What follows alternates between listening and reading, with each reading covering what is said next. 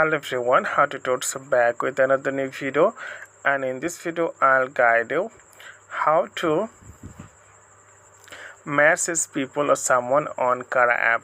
So I'm just going to choose randomly to send a message, or I can send message from my following list. So I'm just going to choose any person. So you have to choose the person you're going to message. So for example, I'm going to choose this one I'm following. So you have to go their profile first, then you can see the option, message option, this one. Simply tap on the message button. So you have to wait for a while to getting the inbox. So new message, so you can see retry unknown error occurs. So there is some problem because they are working now and they're improving. So this way you can send people their message, like if I going to, or if you problem, then you can